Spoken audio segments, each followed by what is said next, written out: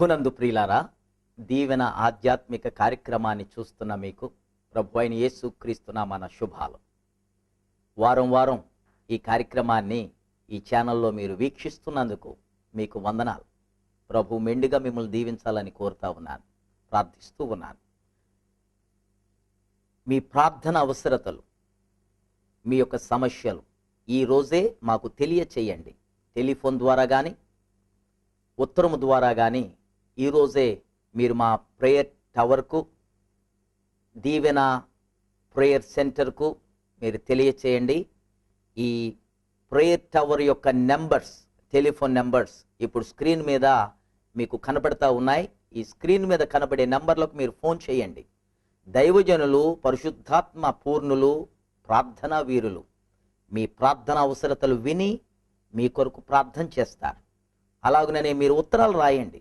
ఉత్తరాలు రాస్తే ఆ ఉత్తరాలు మేము చదివి మా ప్రార్థన సెంటర్లో మేము వాటి కొరకు ప్రార్థన చేస్తాం. ఏదో టెలివిజన్ కొరకు మేము ప్రేయర్ సెంటర్ పెట్టలా. అనేక సంవత్సరాల నుండి టెలివిజన్ పరిచర్యలోనికి మేము రాకముందు నుంచి అనేక సంవత్సరాలుగా ఈ యొక్క rock church of India prayer tower ఉంది. ప్రతిరోజు ప్రార్థనలు జరుగుతూ ఉన్నాయి. మీ గురించి కూడా ప్రార్థన చేసే బాధ్యత దేవుడు మాకు అప్పగించాడు. గనుక take this opportunity and be blessed by the prayers of men and women of God. పరిశుద్ధులైన దైవజనుల ప్రార్థనలు మీరు చేయించుకుని దేవుని ఆశీర్వాదాలు పొందండి.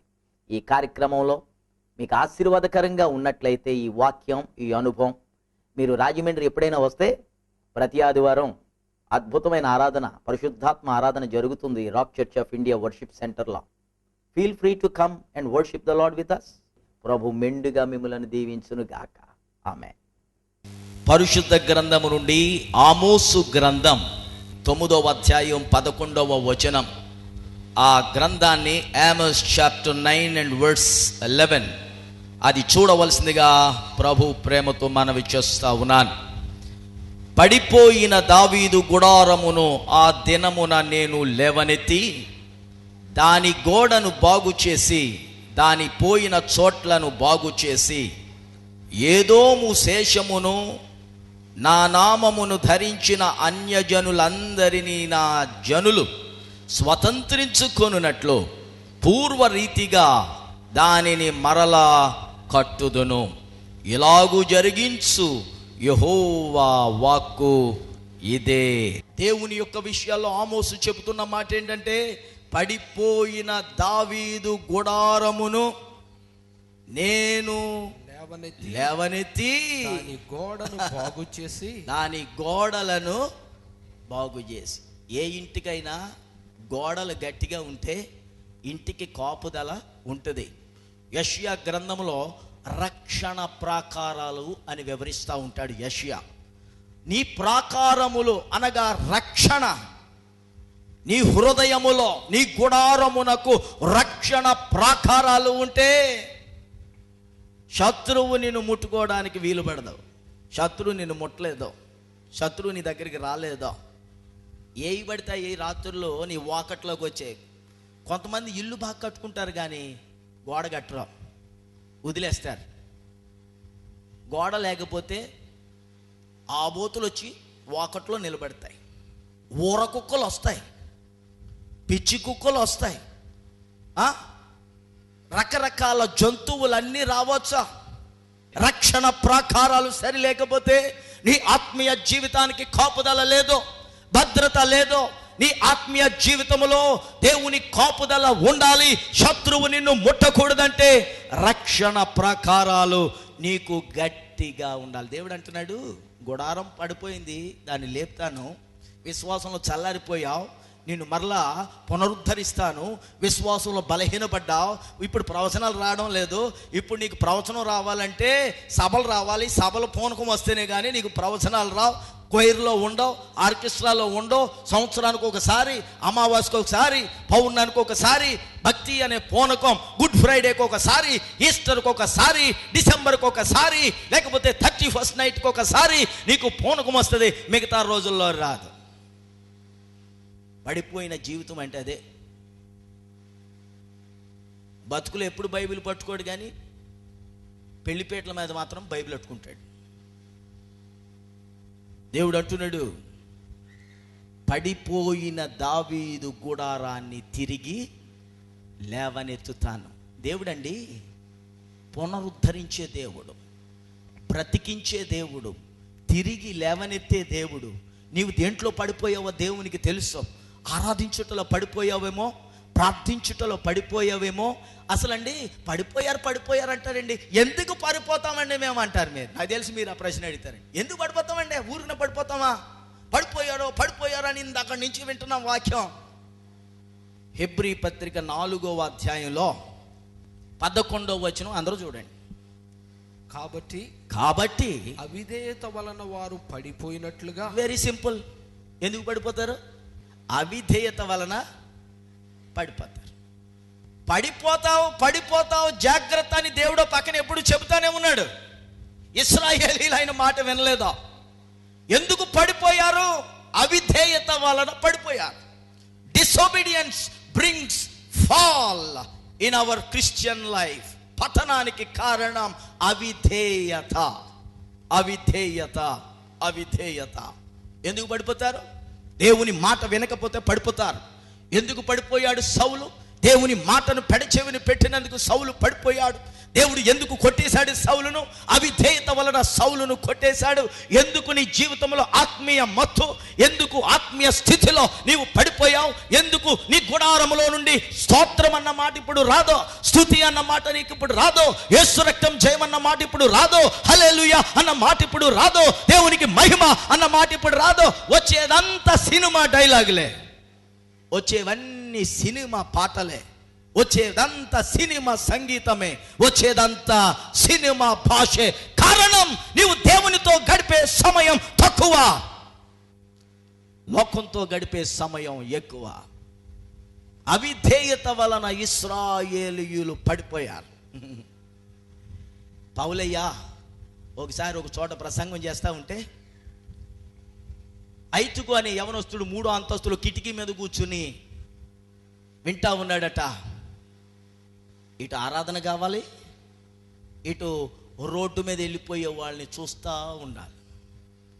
సభలకు వస్తారు, 1000 మంది కూర్చుంటారు. పాపం కొంతమంది లేట్గా వస్తారు, ఎక్కడెక్కడి నుంచో రావాలి కదా, ఊర్ల నుంచి ఎక్కడెక్కడి నుంచో రావాలి, లేట్గా చెమటలుగా కూడి వస్తాడు. దైవజనులు ప్రసంగం చేస్తుంటారు, ప్రసంగం మీద ఇంకా మనసు ఉండదు. ఆ వచ్చిన వాళ్ళు అందరిని నోరావలించుకొని అలాగా వాళ్ళు వెళ్తున్నంతసేపు ఎక్కడి వరకు వెళ్తారు అలాగా కెమెరా ఫోకస్ చేసినట్టు ఫోకస్ చేస్తా ఉంటారు. చెబుతున్నాను, నీవు దేవుని మీద దృష్టిని తొలగించుకున్న మరుక్షణం నీవు పడిపోతావు. ఐతుకు 3వ అంతస్తులో జోగాడు. ఎందుకు జోగాడు తెలుసా? వాడు గుళ్ళోనూ లేడు, వాడు బయట లేడు, కిటికీలో కూర్చున్నాడు. అటు కానీ ఇటు కానీ క్రైస్తవ జీవితం నులువెచ్చని స్థితి ఆత్మీయ మత్తుకు, ఆత్మీయ దరిద్రతకు నడిపిస్తుంది. ప్రకటన గ్రంథములు అంటాడు, నీవు ఏ స్థితి నుండి పడిపోతివో జ్ఞాపకం చేసుకో. ఎలాంటి స్థితి నుండి పడిపోతివో జ్ఞాపకం చేసుకో. పడిపోయింది దావీదు గుడారం. దావీదు అన్న పేరు దగ్గర నీ పేరు పెట్టుకో. దేంట్లో పడిపోయావు? నమ్మకత్వంలో పడిపోయావా? పరిశుద్ధతలో పడిపోయావా? ప్రార్థించుటలో పడిపోయావా? దేవునికి అర్పణలు అర్పించుటలో పడిపోయావా? దేంట్లో పడిపోయావు? దేవుడు అంటున్నాడు, పడిపోయిన గుడారమును నేను తిరిగి లేవనెత్తుతాను. ఎలాంటి పరిస్థితులను పడిపోయినా సరే రెండవ మారు దేవుడు నీకు అవకాశం ఇచ్చేవాడు. ఈరోజు నేను ఇచ్చిన అవకాశాన్ని నువ్వు పాడు చేసుకున్నావు కదా అని నిన్ను తిట్టి, నిన్ను మొత్తి, నిన్ను శపించి, నీ మీద శాపనార్థాలు పెట్టి నిన్ను భస్మం చేసేసేవాడు యేసయ్య కాదు. ఆయన నేరములు ఎంచని దేవుడు. పడిపోయిన దావీదు గుడారమును నిలవబెట్టుటకు కారణం ఏంటో తెలుసా? రెండో కారణం, ఎదోమీయులను రక్షణలోనికి నడిపించడం. ఎదోము అంటే యాకోబు గారు అన్న. ఆయనకి ఏసావు అనే పేరు. ఎదోము అని ఎందుకు పేరు తెచ్చుకున్నాడంటే, ఏసావు వేటగాడు, వేటకెళ్ళి వచ్చేసరికి కరకర ఆకలైపోతుంది. యాకోబు సాధువు, ఎప్పుడు అమ్మచం కట్టుకుని తిరుగుతూ ఉండేవాడు. ఆడు ముక్కు తుడుచుకోవడానికి అమ్మ సెంగే, ఆడు చెయ్యి అన్నం తిని చెయ్యి తుడుచుకోవడానికి అమ్మ సెంగే. ఎప్పుడు అమ్మ చుట్టూ తిరుగుతాడు. అమ్మ వంటగదిలోకి వెళ్తే వంటగదిలోకి, అమ్మ ఎక్కడికి వెళ్తే అక్కడికి. ఒకరోజు అమ్మ కూడా తిరిగి పెద్ద వంటగాడు అయిపోయాడు. ఎలా వండాడంటే ఆ వాసన తగిలక యాశావుకు బుర్రపాడైపోయింది. అరే తమ్ముడా, అన్నా వచ్చేసావా? వేట నుంచి వచ్చేసాను. వేట సంగతి పక్కన పెట్టా, ఏముండవు చెప్పు. నేను కూర వండానన్నా. చూపించా. ఎర్రగా మంచి స్మెల్. పెట్రా, ఆకులు అయిపోతుందిరా తమ్ముడా, పెట్రా, ఆకులు అయిపోతుందిరా, కొంచెం పెట్రా తమ్ముడా. అమ్మా, ఈ స్పెషల్ వంటకం ఊరికినే వండాను అనుకుంటావా? నువ్వు వస్తావా, ఆకలితో వస్తావని నాకు తెలుసు. పెట్టేస్తాను, నువ్వు అన్నావు కదా, పెట్టేస్తాను. అయితే ఒకటి, జ్యేష్ఠత్వపు హక్కు నాకు ఇచ్చేస్తావా? ఒరేయ్, ఆకలితో చచ్చిపోయే కంటే జ్యేష్ఠత్వపు హక్కు నాకు ఎందుకురా? ఆ ఎర్రటి కూర కనపడుతుంది బోల్లో. కొంతమంది రంగుని చూసి పడిపోతారు. ఏదోమో అని పేరు తెచ్చుకున్నాడు, తిండికి పడిపోయాడు, రంగు చూసి పడిపోయాడు. కొంతమంది కుర్రోళ్ళు రంగు చూసి పడిపోతారు. రంగు చూసి, డిగ్రీలు చూసి, డబ్బు చూసి పడిపోకండి. విశ్వాసము చూడండి, ప్రార్థన జీవితం చూడండి, యోగ్యత ఉన్నదా లేదా చూడండి, క్యారెక్టర్ ఉన్నదా లేదా చూడండి, నడవడిక ఉన్నదా లేదా చూడండి, వాక్య ప్రకారమైన జీవితం ఉన్నదా లేదా చూడండి. ఏ కుటుంబం అయితే ప్రార్థన పూర్వకంగా జత చేయబడుతుందో ఆ కుటుంబం యేసయ్య వచ్చే వరకు ఆశీర్వదించబడుతుంది. యోదోమీల రక్తం, ఇశ్రాయేలీల రక్తం ఒకటే. వారిద్దరూ ఇస్సాకు సంతానమే. రక్తం ఒకటే, బుద్ధులు వేరు.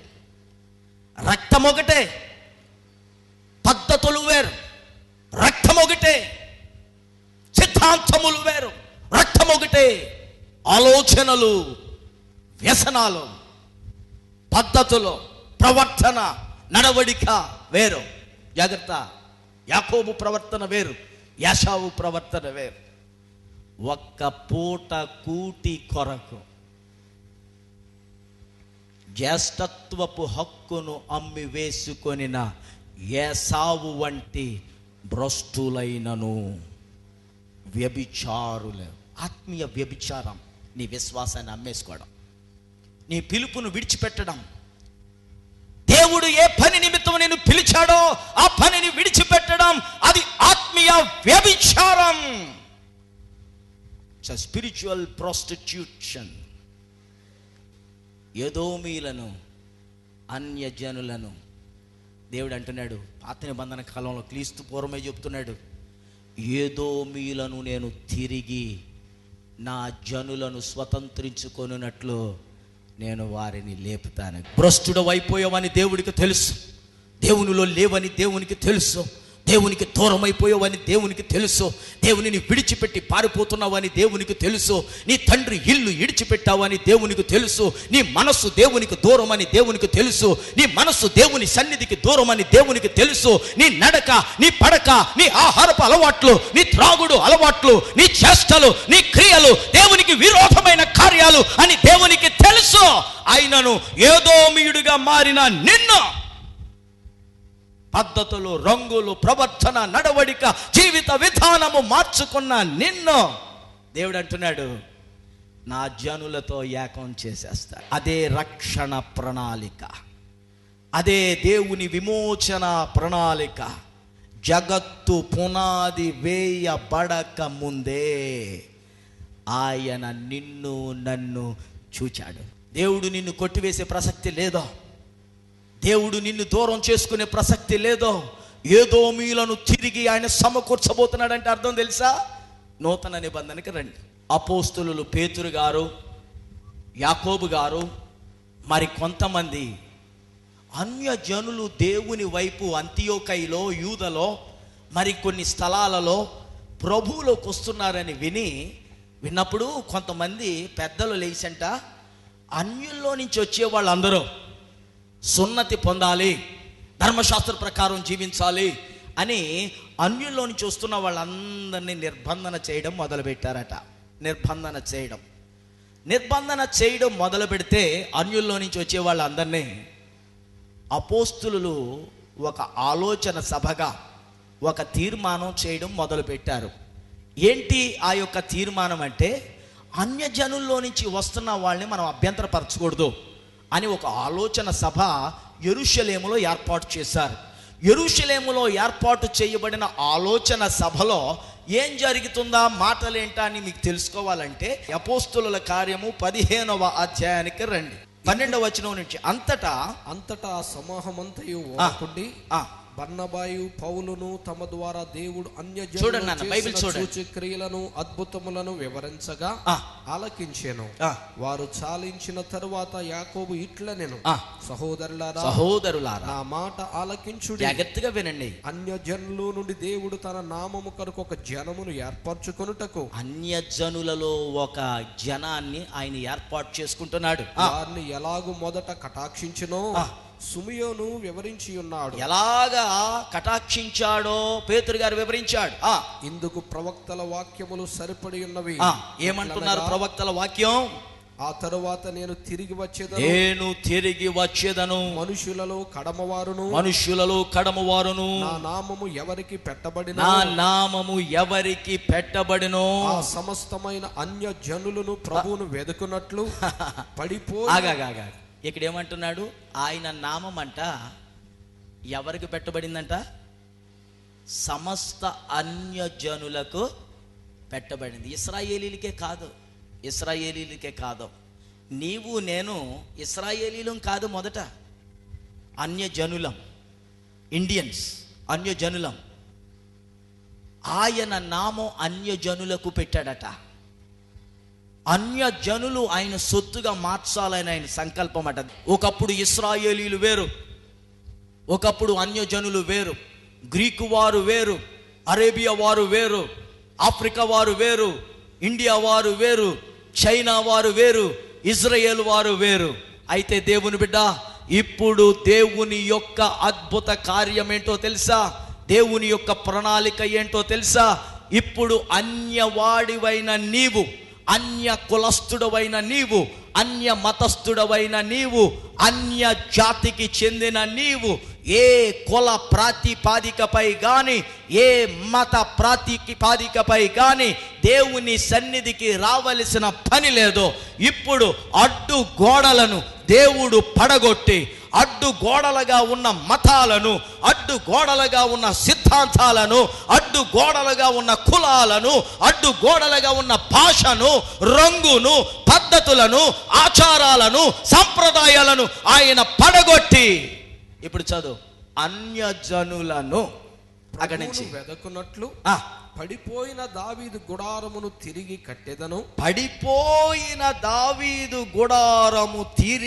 కట్టెదను. దాని పాడైన వాటిని తిరిగి కట్టి దానిని నిలవబెట్టెదనని అనాది కాలము నుండి ఈ సంగతులను తెలియపరిచిన ప్రభువు సెలవిచ్చుచున్నాడు. యాకోబు గారు యేసు ప్రభు సహోదరుడు సెలవిస్తున్నాడు. పూర్వము దేవుని ప్రవచన ప్రకారం ఇప్పుడు అన్యజనులు కూడా రక్షించబడుతున్నారు. ఇశ్రాయేలీలు మీరు అభ్యంతర పడడానికి వీల్లేదో. కొంతమంది లేచారో, వీళ్ళకి సున్నత లేదు, ఇశ్రాయేలీలు కాదు, వీరి రంగు వేరు, వీరి సాంప్రదాయం వేరు, వీరి జాతి వేరు అంటే యాకోబు అంటాడు, ప్రవచనం ఉంది, సిమియోను ఈ పేతురు చెప్పాడు, ఆ ప్రవచన ప్రకారం దేవుడు రక్షిస్తున్నాడని చెప్పాడు. పడిపోయిన దావీదు ఇల్లంటే అన్యజనులను వేరు చేసిన ఇశ్రాయేలీయులు. దేవుని ప్రేమనులో పడిపోయి, దేవుని ప్రేమను విడిచిపెట్టి, దేవుని కార్యాలను విడిచిపెట్టిన ఇశ్రాయేలీయులు అన్యజనులను తిరిగి దేవుడు సమకూర్చి వారితో సమానులుగా చేసే. ఎఫెసీ పత్రికకి రండి, 2వ అధ్యాయములో 11వ వచనం. కాబట్టి మునుపు శరీర విషయములో అన్యజనులయుండి శరీరమందు చేతితో చేయబడని సున్నతి గలవారు అనబడిన వారి చేత సున్నతి లేని వారు అనబడిన మీరు ఆ కాలమందు ఇశ్రాయేలీయులతో సహపౌరులు కాక పరదేశులను, వాగ్దాన నిబంధనలు లేని పరజనులను, నిరీక్షణ లేని వారును, లోకమందు దేవుడు లేని వారై ఉండి క్రీస్తుకు దూరస్తులై ఉంటేరి. అయినను మునుపు దూరస్తులైన మీరు ఇప్పుడు క్రీస్తు యేసునందు క్రీస్తు రక్తము వలన ఉన్నారు.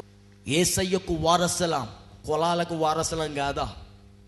అబ్రహాము నీతికి వారసులం, మనిషికి వారసులం కాదు. రోమపత్రిక 2వ అధ్యాయంలో అంటాడు, బాహ్యమునకు యూదుడైన వాడు యూదుడు కాదు, భేదములు ఎవని వలన వచ్చునో వాని మీదకు దేవుని ఉగ్రత వచ్చును. క్రీస్తు రక్తము మనలందరినీ దేవునితో సమాధానపరిచింది. ఇప్పుడు ఏ భేదమును లేదో, ఏ భేదము లేదో, మనమంతా దేవుని సంతానం. ఎదోమీయులు, యాకోబీయులు అనగా ఇశ్రాయేలీయులు, ఏశావు సంతానం, శపించబడిన వాని సంతానం, ప్రథమ జ్యేష్ఠపు హక్కును పోగొట్టుకుని వాని యొక్క సంతానం, ఇద్దరు కలిసి ఇప్పుడు ఆరాధనలో రక్షణ పొందిన దొంగలు ఉంటారు, రక్షణ పొందిన వ్యభిచారులు ఉంటారు, మాజీ వ్యభిచారులు, మాజీ దొంగలు, మాజీ కూనికోరులు, మాజీ పాపిష్టి బ్రతుకు కలిగిన వారు. పౌలు అంటాడు, పాపులలో నేను ప్రధానిగా ఉన్నాను. పాపులలో ప్రధానుని అని ఒప్పుకుంటాడు. ఒకప్పుడు పాపుల ప్రధానుడిని నేనే. మనం ఎంత పాపిష్టోళమైనా సరే గుళ్ళోకి వచ్చి పెద్ద విశ్వాసులాగా బిల్డప్ కొట్టి వస్తాం. పౌలుకు మనకు ఎంత తేడా, ఎంత తేడా.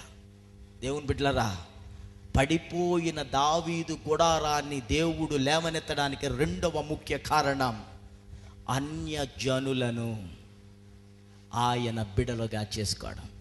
రాక్ సంఘానికి నువ్వు ఎక్కడి నుంచి వచ్చినా, యు ఆర్ వెల్కమ్ హియర్. నువ్వు ఎవరివైనా, నీదే ఉద్యోగమైనా, ఏ జాతైనా, ఏ మతమైనా, ఏ భేదము లేదో, యేసును ఆత్మతో సత్యముతో నీవు ఆరాధించాలని అనుకుంటే దేవుడు నీ కొరకు ఏర్పాటు చేసిన సంఘం ఈ యొక్క రాక్ సంఘం. లేచి నిలబడండి, ప్రార్థన చేస్తాను. పడిపోయిన దావీదు గుడారమును తిరిగి కట్టడం, ఇట్స్ గాడ్స్ ప్లాన్.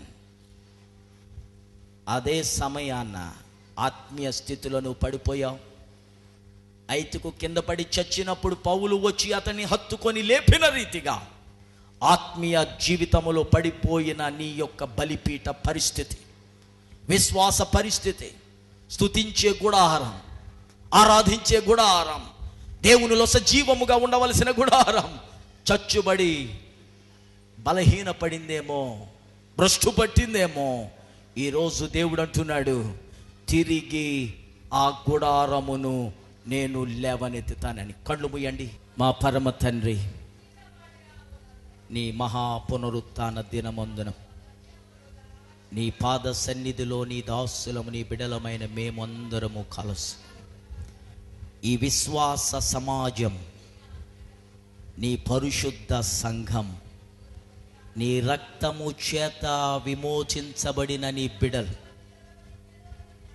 నీ గొర్రెలు, నీ కుటుంబం, భేదములు లేక యేసు రక్తము చేత ఒకే కుటుంబముగా మారిన నీ పరిశుద్ధ సంఘం, రాక్ సంఘం, నిన్ను ఆరాధించి, నిన్ను స్తుతించి, నీతిమంతుని గుడారములో నుండి నిన్ను గూర్చిన స్తుతియాగము ఎల్లప్పుడూ ఎలాగోన ప్రవహిస్తూ ఉంటుందో, మమ్మలను రక్షించి నీ గుడారాలుగా మార్చుకున్నావు. మా హృదయములో నుండి, మా శరీరాల్లో నుండి, మా బ్రతుకులలో నుండి, మా కుటుంబాలలో నుండి, మా ఇండ్లలో నుండి లోకపు పాటలు కాదయ్యా, లౌకిక సంగీతం కాదయ్యా, యేసు నామ సంకీర్తన, స్తుతులు, స్తోత్రాలు, పరిశుద్ధాత్మ యొక్క ఆరాధన, ఇప్పుడు జీవము కలిగిన నూతన యెరూషలేము సియోను కొండకు, జ్యేష్ఠుల సంఘమునకు, మహోత్సవమునకు మీరు వచ్చితిరి అని సెలవిచ్చిన మా తండ్రి, ఈరోజు నిన్ను ఆరాధించే భాగ్యం ఈ గుడారాలకు మీరు దయచేశారు. ఇది గుడారాల పండుగ, ఇది యేసయ్య పండుగ, ఇది యేసయ్య మహోత్సవం. నిన్ను ఆరాధించుటేనయ్యా సజీవముగా నీలో ఉండుట అని మీరు మాకు నేర్పారు. ఎక్కడ పడిపోయామో, ఏ స్థితిలో పడిపోయామో, ఎందుకు పడిపోయామో నీకు బాగా తెలుసయ్యా.